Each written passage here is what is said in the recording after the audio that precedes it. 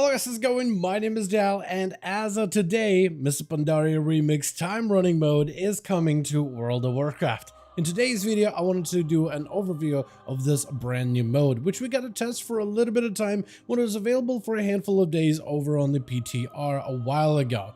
But during that time, we were able to experience everything that the new mode has to offer, even some endgame raiding. The new mode offers a new opportunity for players to re-experience Mr. Pandaria, though in a brand new way. Players will be able to outfit their character in new gear, which has a variety of gem sockets, which can be slotted in by multiple gems. Things like stats, ability gems, mobility gems, and even some of the most powerful meta gems available to live out your World of Warcraft power fantasy. Throughout your journey, you'll also be able to earn a variety of rewards, some of which are locked behind specific challenges and achievements, and others can be simply bought with a new currency of bronze, a currency you gain for doing anything within Mr. Pandaria Remix to unlock items such as raid sets, mounts, transmog, and much more. And without further delay, let's dive right into everything that you need to know if you want to play Mr. Pandaria Remix Time Running mode. Very similar to Plunderstorm, the new Mr. Pandaria Remix Time Running mode will be very similar in the same way that it's a new standalone mode for World of Warcraft, where all you need is an active subscription to WoW to be able to participate. You don't need the newest expansion. However, even if you're not subscribed, trial characters can still enjoy a portion of this experience up to level 20, which will at least let you dive into some of the dungeons, questing, and help you unlock a few early rewards. When this mode launches, you'll be prompted to create a brand new remix character, which will be locked in for the time running mode specifically in the character creation screen.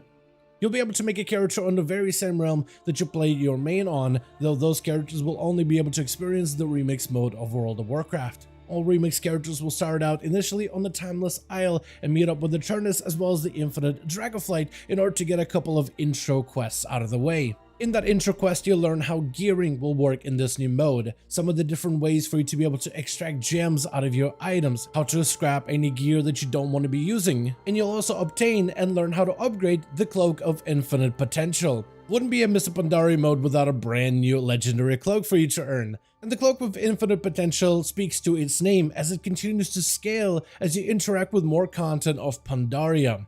Slaying enemies, opening treasures, participating in dungeons, killing bosses in scenarios and raids all earns you threads that upgrade your cloak automatically. The cloak will grant you a variety of secondary stats from versatility, haste, crit, leech, speed, but also bonus experience. And the cloak benefits are account-wide so that you can level all of your future ults quicker using the Cloak of Infinite Potential, and every single one of your characters on your account contributes to the cloak upgrades. Next up, we have leveling for the Mr. Pandaria Remix, which is going to be quite different from the leveling modes you'll find in the retail version of World of Warcraft. At the very beginning of your leveling journey, you'll first start out with basic things such as open world content, with things like quests, rares, treasures, and even other open world events. And later down the line, you'll be able to participate in 5-man dungeons and 3-man role agnostic scenarios. Scenarios don't require tanks or healers to participate, which makes it much easier to queue into as a pure DPS class.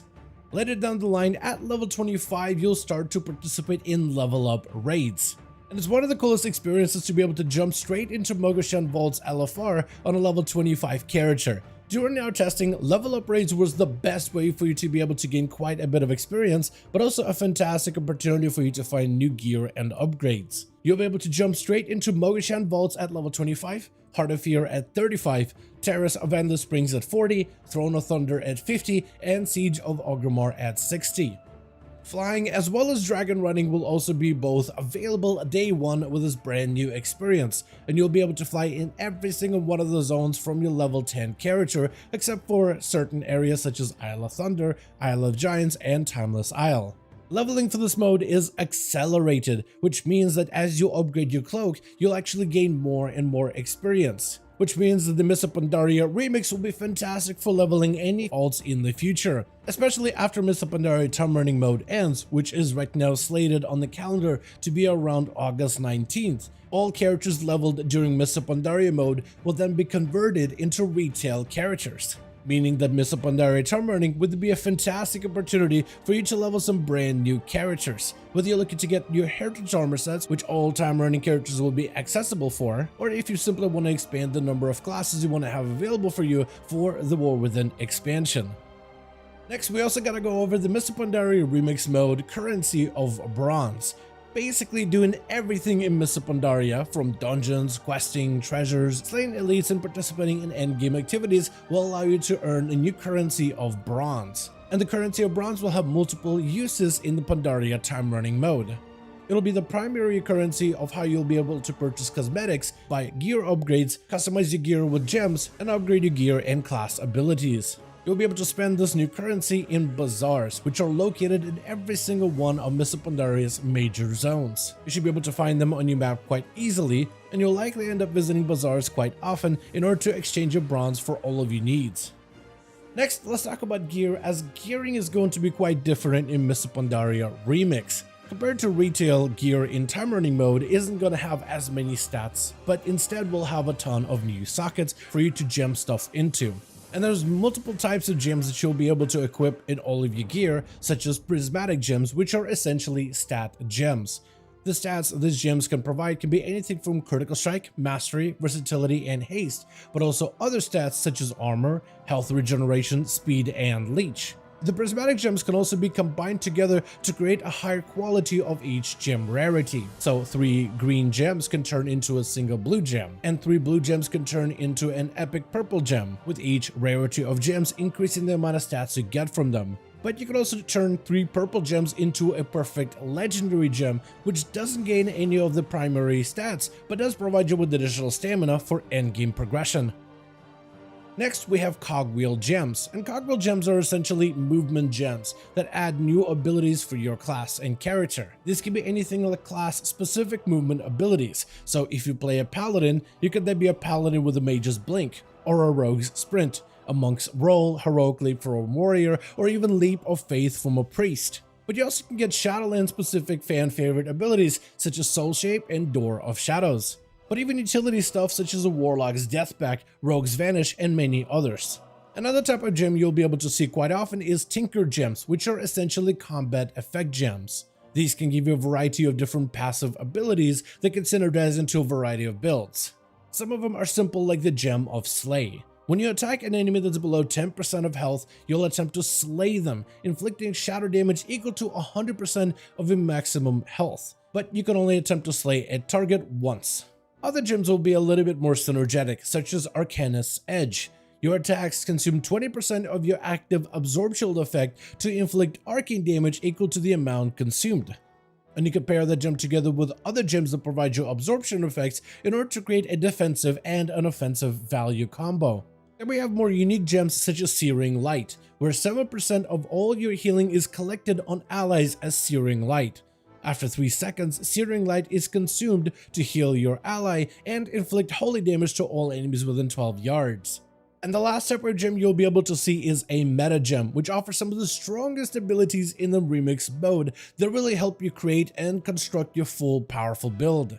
We have simple stuff like a Thundering Orb gem, where the player becomes an Orb of Thunder, which does a ton of nature damage to everybody around you.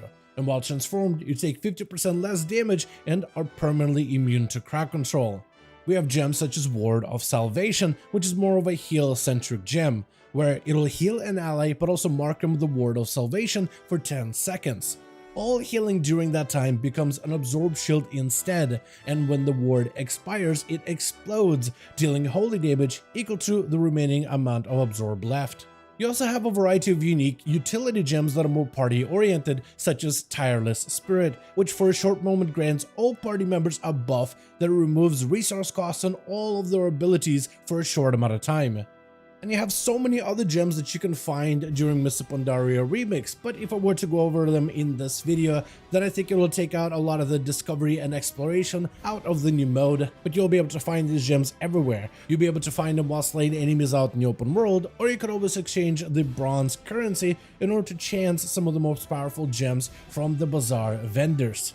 While this section does sound like a gem section, this is essentially a gear section since these gems will be going on gear. And I got a couple of little things left to talk about for the gear side of things, like you can infinitely keep upgrading gear with bronze. You will be at first limited by your levels in order just how much you can upgrade each item, but at some point at level 70, as long as you upgrade all of your items simultaneously, you can keep upgrading the items that you like the most infinitely, which allows for a more consistent overall progression. Next, we have achievements for Mr. Pandaria Remix, and you should really focus on completing as many achievements as possible during this brand new game mode. Achievements is how you'll primarily be able to unlock a lot of the unique items available in the time running mode, such as trinkets, rings, and amulets if you're looking to gain some overall player power. But achievements is also how you can unlock new mounts available for this mode, such as the Reigns of the August Phoenix or the Reigns of the Astral Emperor's Serpent, as well as new toys, transmog items, weapon illusions, armor ensembles, and even other cosmetic options. During Mr. Pandaria Remix, it'll also be a fantastic opportunity for players to be able to purchase all of their favorite Mr. Pandaria cosmetics, and the best place to do that is at the local bazaars. Like I said earlier, bazaars will be available in every single one of the major zones of Mr. Pandaria. It has every single kind of vendor that you will need to spend all of your bronze on, from gem vendors to gear upgrade vendors, but also plenty of cosmetic vendors where you can buy recolors of unreleased armor sets, weapons, and even mounts, but also you can purchase the same familiar armor sets, mounts, and weapons from these vendors as well. And all of these items are sold for the currency of bronze, which, like we mentioned earlier, can be earned from doing just about everything through Mr. Pandaria time running. And with that being said, that's going to be it for our entire Mr. Pandaria Remix mode overview. Everything you need to know, from how to get a character up and running to how to level, all of the different content that will be available, and I tried to keep this video mostly all about the basics and not the nitty-gritty details. I didn't really want to spoil all of the different abilities and powers that your characters will be able to unlock while you're leveling a character throughout this new journey. I wanted a lot of it to be exciting, kind of like the first time players stepped into Season of Discovery, as this is in some way a Season of Discovery light mode, but for retail World of Warcraft. It was a ton of fun for the very short time that we got to test it over when it was available for a very few days over on the PTR, and I'm so excited to jump into this mode today, and hopefully a lot of you guys will do it too. If not for the actual endgame experience, then maybe for some of the rewards, as well as for a new opportunity to level characters ahead of the next expansion. But with that, welcome to Mr. Pandaria Remix. I want to thank you, all of you, so much for watching this video, and hope you guys enjoyed. Let me know all your thoughts about Mr. Pandaria mode in the comments down below.